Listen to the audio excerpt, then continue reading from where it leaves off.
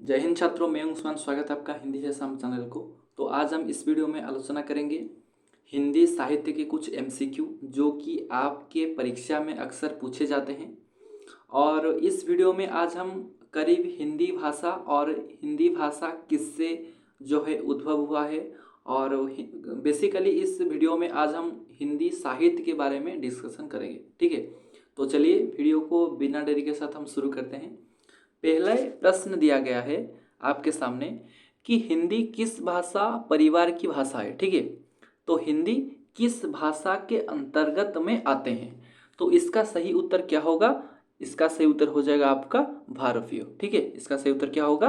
भारतीय। चलिए दूसरे प्रश्न पर चलते हैं। दूसरा प्रश्न आपके सामने कि भारत में सर्वाधिक बोली जाने वाली भाषा कौन सी है। ठीक है, तो अक्सर भारत में ज़्यादा लोग किस भाषा को बोलते हैं। ठीक है, देखिए भाषा जो है ये स्त्रीलिंग शब्द है। ठीक है, समझ में आ गया आपको? चलिए आगे बढ़ते हैं। तो पहला ऑप्शन पे है यहाँ पर हिंदी, संस्कृत, तमिल या उर्दू। तो जाहिर सी बात है भारत में सर्वाधिक बोले जाने वाली भाषा जो है हिंदी है। ठीक है, चलिए आगे बढ़ते हैं। तीसरे सवाल आपके सामने, हिंदी भाषा का जन्म कहाँ हुआ? ठीक है, तो अपभ्रंश से, लौकिक संस्कृति से, पाली संस्कृति से या वैदिक संस्कृति से। देखिए यहाँ पर मैं आपको जो है थोड़ी सी बात बता देता हूँ। हिंदी भाषा का जन्म हुआ आपका अपभ्रंश से। ठीक है, ये अपभ्रंश अक्सर क्या है? देखिए अपभ्रंश जो है ये है कि इस अपभ्रंश को आप कह सकते हैं कि अवहट। ठीक है, अवहट क्या है? देखिए पहले जो पिछले समय में जो हम बात करते थे किसी से, या आप कह सकते हैं कि पुरानी बातें, ठीक है, जो कि उद्भव हुआ है अववट को एक तरह से आप कह सकते हैं अपभ्रंश। ठीक है, तो इसका सही उत्तर होगा अपभ्रंश। देखिए यहाँ पर मैं आपको और दो चार बातें याद कर देता हूँ। तो जो हिंदी भाषा का जनक, ठीक है, हिंदी भाषा के जनक हैं और जनक के नाम है भारतेंदु। क्या हो जाएगा आपका? भारतेंदु हरिश्चंद्र। ठीक है, इसका सही उत्तर क्या होगा? भारतेंदु हरिश्चंद्र, ये हिंदी भाषा के जनक कहलाते हैं। ठीक है, चलिए आगे बढ़ते हैं। अगले सवाल, निम्नलिखित में से कौन सी बोली अथवा हिंदी भाषा के अंतर्गत नहीं आती है? देखिए नहीं आती है पूछा गया है, तो चार ऑप्शन को पहले आप ध्यान से पढ़ें। कन्नौजी, बारुंगू, बांगुरू, अवधी और तेलुगु। इसका सही उत्तर क्या होगा? इसका सही उत्तर हो जाएगा आपका तेलुगु। देखिए तेलुगु जो भाषा है ये हिंदी भाषा के अंतर्गत में नहीं आती है। अवधी भी आती है, बांगुरू भी आती है और कन्नौजी भी आती है। ठीक है, चलिए आगे बढ़ते हैं। पांचवें सवाल पर आपके सामने, हिंदी की विशिष्ट बोली ब्रज भाषा किस रूप में सबसे अधिक प्रसिद्ध हुए? जो हिंदी की विशिष्ट बोली ब्रज भाषा है वो किस रूप से अधिक प्रसिद्ध हुए? इसका सही उत्तर क्या होगा? तकनीकी भाषा, राष्ट्रभाषा, काव्य भाषा या राज्य भाषा। तो इसका सही उत्तर हो जाएगा आपका काव्य भाषा। ठीक है, चलिए आगे बढ़ते हैं। अगला सवाल, हिंदी को आप किस वर्ग में रखेंगे? तो हिंदी को आप किस वर्ग में रखेंगे? राजभाषा के वर्ग में या राष्ट्रभाषा के वर्ग में या विभाग के वर्ग में या तकनीकी के वर्ग में? तो इसका सही उत्तर क्या होगा? हिंदी को हम राजभाषा भी कहते हैं, इसलिए हिंदी को हम राजभाषा वर्ग के अंतर्गत ही रखेंगे। ठीक है, चलिए आशा करता हूँ आपको समझ में आ गया होगा और आ रहा भी होगा। ठीक है, चलिए आगे बढ़ते हैं। सातवें नंबर पर, निम्नलिखित में से कौन सी भाषा देवनागरी लिपि में लिखी जाती है? देखिए ये तो जाहिर सी बात है, सबको ये प्रश्न का सवाल आ गया होगा। ठीक है, तो इसका सही उत्तर क्या होगा बताइए? निम्नलिखित में से कौन सी भाषा देवनागरी लिपि में लिखी जाती है? बताइए आप। गुजराती, मराठी, हिंदी या उड़िया? इसका सही उत्तर क्या होगा? इसका सही उत्तर आप कमेंट पर जरूर देना। ठीक है, ये बहुत ही आसान सवाल है, इसलिए आप इसे कमेंट पर जरूर देना। ठीक है, चलिए आगे बढ़ते हैं। निम्नलिखित में से कौन सी भाषा संस्कृत भाषा की अपभ्रंश है, यानी संस्कृत भाषा से ली गई है? ठीक है, खड़ी बोली, ब्रजभाषा, अवधी या पाली? तो इसका सही उत्तर क्या होगा? पाली। ठीक है, इसका सही उत्तर क्या होगा? पाली। चलिए आगे बढ़ते हैं। अधिकतर भारतीय भाषाओं का विकास किस लिपि में हुआ है? ठीक है, यानी भारतीय लोग यानी भारतीय भाषाओं का विकास किस लिपि में हुआ है अक्सर यानी ज़्यादातर? ब्राह्मी लिपि, खरोष्टी लिपि, शारदा लिपि या देवनागरी लिपि? तो इसका सही उत्तर क्या होगा? ब्राह्मी लिपि। ठीक है, इसका सही उत्तर क्या होगा? ब्राह्मी लिपि। चलिए आगे बढ़ते हैं।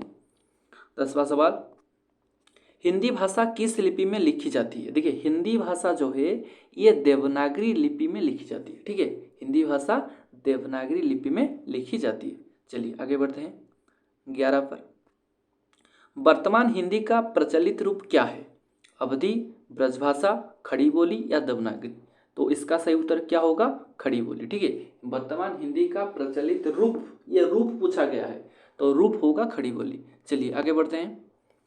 हिंदी भाषा की बोलियां के वर्गीकरण के आधार पर छत्तीसगढ़ी बोली है, क्या है? पूर्व हिंदी, पश्चिम हिंदी, पहाड़ी हिंदी या राजस्थानी हिंदी? तो इसका सही उत्तर क्या होगा? इसका सही उत्तर होगा आपका पूर्वी हिंदी। ठीक है, चलिए आगे बढ़ते हैं। निम्नलिखित में से कौन सी पश्चिम हिंदी की बोली नहीं है? देखिए नहीं है पूछा गया है, यानी पश्चिम हिंदी की बोली नहीं है। तो इसका सही उत्तर क्या होगा? देखिए बुंदेली, ब्रज, कनौजी या वघेली? तो इसका सही उत्तर क्या होगा? इसका सही उत्तर होगा वघेली। ठीक है, चलिए आगे बढ़ते हैं। भारतीय संविधान में किन अनुच्छेदों में राजभाषा संबंधी प्रावधानों का उल्लेख है? तो इसका सही उत्तर क्या होगा? 343 से 351, 433 से 315 और 443 से 135 या फिर 334 से 153? तो इसका सही उत्तर क्या होगा? इसका सही उत्तर होगा 343 से 351। ठीक है, ऑप्शन ए सही हो जाएगा। चलिए आगे बढ़ते हैं। यहाँ पर लिखा गया है कि दक्षिण भारत हिंदी प्रचार सभा का मुख्यालय कहाँ पर स्थित है? ठीक है, तो दक्षिण भारत हिंदी प्रचार सभा का मुख्यालय, तो इसका सही उत्तर क्या होगा? चेन्नई। ठीक है, इसका सही उत्तर क्या होगा? चेन्नई। ठीक है, दक्षिण भारत हिंदी प्रचार सभा जो कहते हैं उसे। ठीक है, दक्षिण भारत हिंदी प्रचार सभा। ठीक है, DBHPS, इसका सही उत्तर क्या होगा? चेन्नई। चलिए आगे बढ़ते हैं। तो हिंदी भाषा के विकास का सही अनुक्रम कौन सा है? पाली प्राकृत से अपभ्रंश हिंदी, प्राकृत अपभ्रंश हिंदी पाली, या पाली प्राकृतिक हिंदी प्राकृत, या हिंदी पाली अपभ्रंश प्राकृत? तो इसका सही उत्तर होगा कि पाली से प्राकृत और प्राकृत अपभ्रंश और अपभ्रंश से बनती है हिंदी। ठीक है, तो ये ऑप्शन ए सही होगा।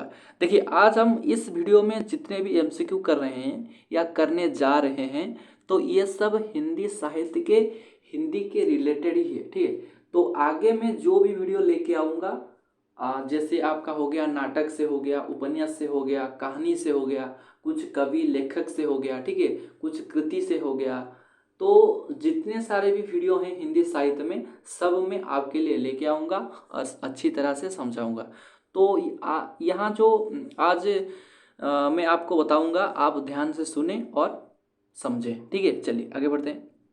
संविधान के अनुच्छेद 351 में किस विषय का वर्णन है?